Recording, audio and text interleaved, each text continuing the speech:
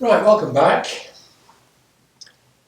I was hoping to have had the frame up on the bench, my workbench, but unfortunately it's blocked in at work, and it might be a little bit of time yet before I can get it over here. So I will continue adding bits to the frame in its absence, and first up are our bearings. Now I've greased the area the bearing sits on, and that should drop, nice and easily down to where the bearing seat is. So the next job then is to tap it down into place. Now let me just find my soft hammer.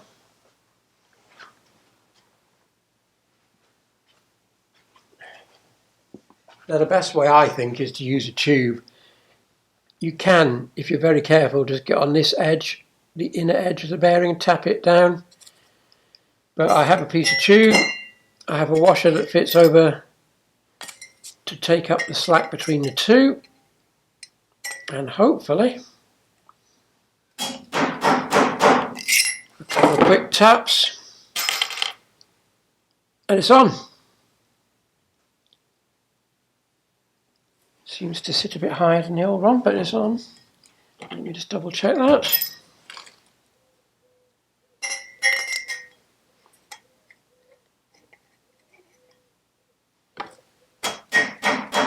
Yep. That must be it. Good. So we just have to pack the bit of grease into the bearing.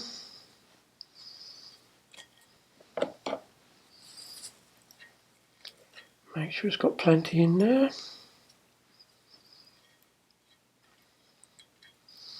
I'll just lightly grease the shaft because it went rusty before.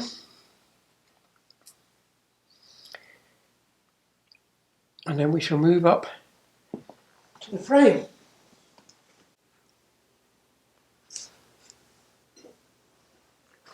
Right, I have pre-greased the frame, so that should fit up like that,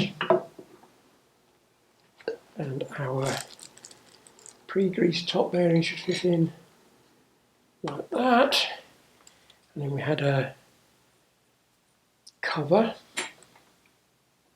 like that. Now,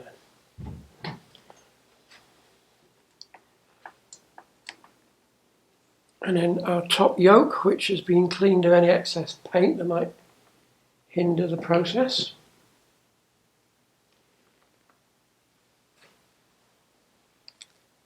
And then our top nut, which is a very fine thread.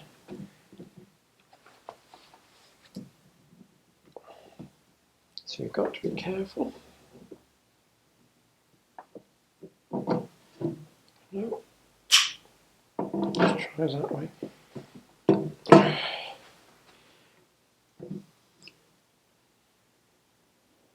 And they'll know it started then, which it hasn't.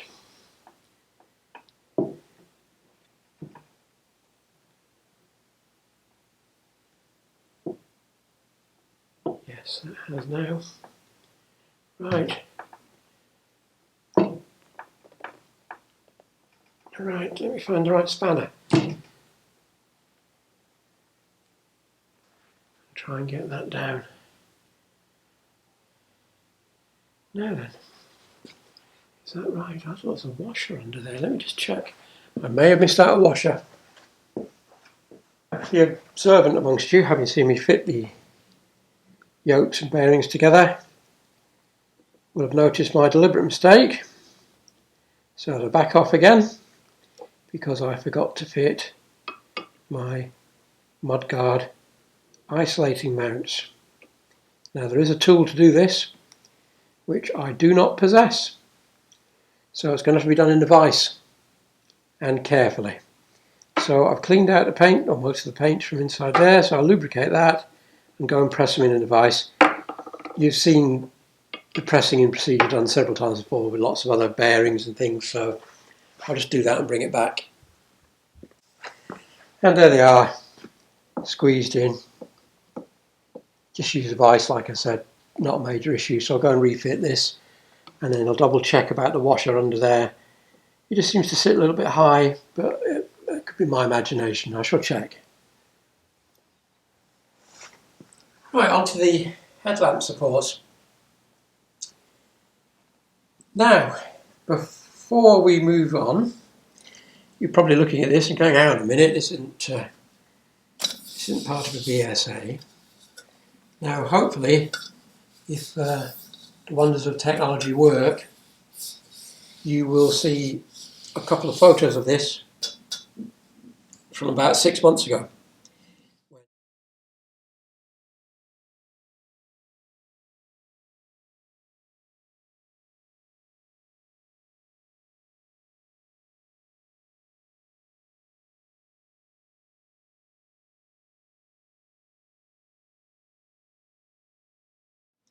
When it was very rusty, and all I did was polish it up, stick it on the shelf, and I've not done anything to it since.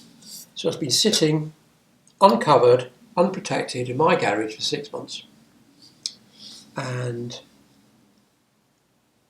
nothing's happened to it. It's 1970s chrome, none of it's got worse, it's exactly as it was when I left it 6 months ago. All well and good. It's off a Bantam Sport, by the way. So, I bought 2 new headlamp supports. And here they are. Can you see that properly? Just about. Let me just bring it down slightly. 2 new headlamp supports. This one was in a bag. This one wasn't in a bag. They have been sitting in my garage. This one in a box, in a paper bag with a lid on it. And when I took it out, I don't know if you'll be able to see this, when I took it out, I was absolutely disgusted to find it's gone rusty. Now, if a brand new piece can go rusty inside a paper bag, inside a tin, in a garage, which is sufficiently dry that an unexposed piece of 1970s chrome doesn't go rusty again, the quality of this crap is just unbelievable. How they can sell shite like this, I do not know. It hasn't seen the light of day, so God knows what's going to happen to it when it actually gets out on the road. Absolutely appalling. I'm not going to mention the manufacturer, but, you know, dreadful. Anyway, I'm going to polish it up and then I shall fit it, but really very, very, very disappointing. Right, let's have a look, see where it goes. Right, the mounting rubbers are new and they fit in the eyelets. Slightly rusty eyelet. And greasy as well. Anyway, I've cleaned the rust off the mounting nut. They fit in there like that. Those sleeve nuts fit over them like that and fit on the through bolts, I think, on the bottom yokes from memory. And then the top end is secured through the top yoke in the same way the handlebar P-mount's fitted, with metal sleeves and rubber bushes which fit over there, and then are secured by little acorn nuts. So I shall go and put those in place and we shall move on from there. Whilst we're working on the yokes, I thought I'd have a quick look at the P-bolts next. And I noticed the difference between Triumph and BSA, although they use exactly the same parts, or at least I think they do. When I was looking through my bag of bits that I took off, I could only find one dishwasher and I seem to remember there being 2 on the Triumph I did. So I dug out Triumph's little service notice. I don't know if you're able to see that, it's quite faint. And yeah, there's 2 shown on that. So I thought, oh, I've lost them. So I looked in the parts book for the BSA, and despite it sharing the frame with the Triumph, or the frame Triumphs, the BSA's only got 1. So they fit through the bushes. You just saw me fit into the top yoke, with the rubber trapped in that, with what they call a distance piece in the middle of the rubber, and that sits on top of the yoke with the dishwasher underneath and the securing nut, as we shall see in a minute. But first of all, I've got to get this in, which is very tight and I don't want to squash it. So once again, I will use the hot air gun on that to loosen it slightly and then squeeze that in. So back in a second. Right, with it warmed up, it just popped in quite easily. So, according to our assembly diagram, that sits like that. You think it would have a washer there, wouldn't you? Looking at it, but it doesn't. It's not in the parts book. And then that just pokes through the yoke and is secured underneath that. So I'll go and pop both of these on, and we can have a look at that when we work on headlamp supports. Right, back again. I was going to pop them in the yokes, and then I thought, well, there's no point till I get the new handlebars because I'm not refitting the old ones. So I will clean both up and assemble them loosely like this so they're ready to go, and then fit them when I get my new handlebars all together. So we shall move on to the headlight supports without these being fitted. Right, idiot alert. Whilst I was going to another box, I came across 2 more dishwashers. So everything I've just said about the dishwashers is completely incorrect. It's obvious that BSA were the same as Triumph and used 2, one on top, one on the bottom. But strangely, it's not shown in my parts book. So 2 bits of confusion there. One justified, i.e. it's not in the parts book, and one not justified, because I'm a bloody idiot. And managed to get the parts in the wrong box. How I managed that, I really do not know, but anyway, I did. And there you go, so it's dish part to the P washer, just so I don't get that cocked up as well. Right, there you go, so they can wait till the handlebars arrive. So, ignore everything I've said. Well, in fact, as a general rule of thumb, that's probably not a bad idea, just ignore everything I say. Right, the next items that can go in the frame whilst I'm adding bits and pieces are the coils. Now, given the state they were in when I took them off, I wasn't really holding out much hope for these. But I've had the multimeter on them, and the resistance, primary and secondary, come up perfectly with the specification and identical. So despite them being old and looking really quite horrible, there's not a lot wrong with them. So in short term, they're going back in. So the rubbers go into the coil plate, they slide in, and then I'll reconnect the connectors when I'm doing the wiring. So one piece of good news, the other items to go in, our condenser plate. The condensers are both useless, broken, so they will have to be replaced. I will clean the plate, and the rubber cover sadly is damaged, that needs replacing as well. So they're scrap, that will be probably just sprayed silver looking at it. And then the final bit that attaches to that, you have your mounting spring for your flasher unit box. The flasher unit's definitely US. They will also get a light coating of silver paint. And then we'll stick them all on, see what it look like. The old rubber rings are proving a little reluctant, so I warm with a hot air gun.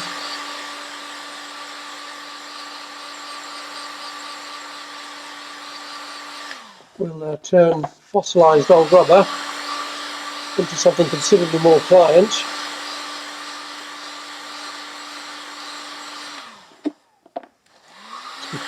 Got to be careful because it can get very hot, but it makes fitting them an awful lot easier. Ouch, ouch, ouch. Right, our warmed rubber rings popped in quite nicely. I've lubricated the inner edges with red rubber grease, as you can see. So hopefully, oh yes, I was going to say hopefully these will just pop in, which they have done. It can be a bit of a bugger, to be honest, but that's okay. Just wipe off the excess red grease.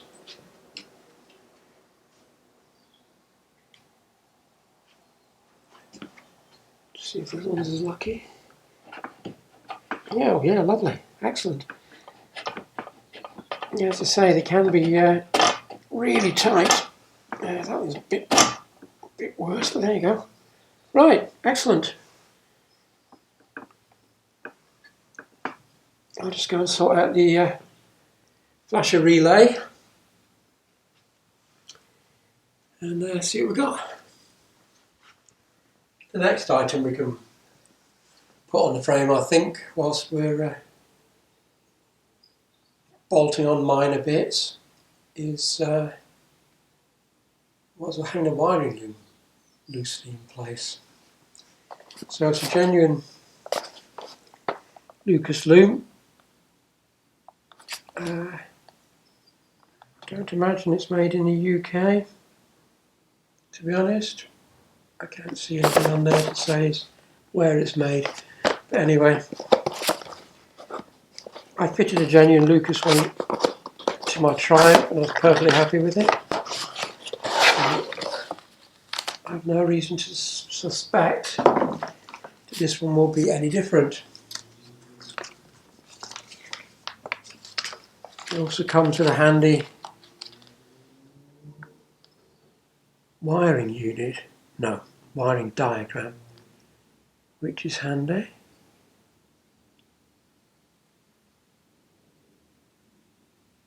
Right, cloth braided, which is very nice. Much nicer than PVC, more in keeping with the age of the bike. So I shall take you over to the frame and we shall have a look and see where it's roughly going to go. Right, quick hop from where I left. I've just loosely cable tied the wiring loom in place for the minute, just to make sure that everything sits approximately in the right place before I start connecting everything up. Connected the coils just because that's going to be the main issue along here. So I know they fit, so the rest of it's going to be just jiggled about as we fit components. The only slightly peculiar thing which I've discovered so far, let me just drop you down a little bit before I witter on, is this has got to be in roughly the right place because the coils fit and all the rest of it, and that's where the original loom went. However, the brake light wiring seems very, very long. But anyway, we shall get a better idea when we start connecting things up as and when they get fitted. But that'll do for the minute because I'm missing flasher units, etc, etc, etc.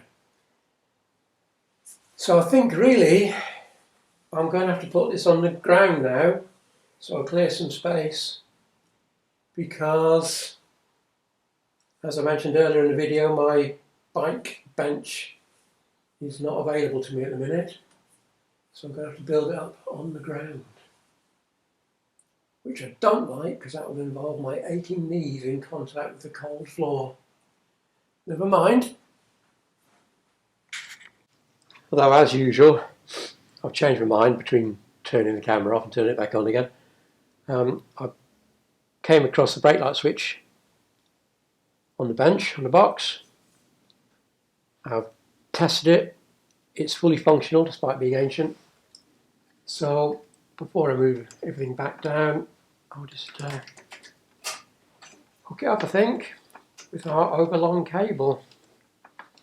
It's going to be a bit of cable tying going on to keep this out of the way because it is very long. But it's connected up, I know it works, and I can worry about that later. Right, another small job done, which in all restorations is the way forward because it just allows you to keep plodding on, which is what I'm doing. Bolt another bit on, and eventually you've got a complete bike. Right, next time I come back, I'm pretty certain it will be on the floor. Right, I told it pork pies yet again. I was about to drop it down and I thought, oh, maybe it's easier if I put the rear light unit on whilst it's up in the air because I've got access to all of it. So the indicators have been cleaned. They're a little bit scummy, but they've cleaned up quite well. I checked them both to make sure they work before I bolted them on. The number plate, the rear light unit support bracket has been painted. The wiring fed through, ready to meet a new wiring loom. Now it joins up with a 5-way rubber connector, which is not in good condition. So I'm going to have to order one, I think, before I connect up these lights. And also, I don't have a soldering iron here, and I need it to solder on the bullets onto these bare wires. I tried crimping them, but it didn't work. So this time, I promise, it's going on the ground, finally. Honest.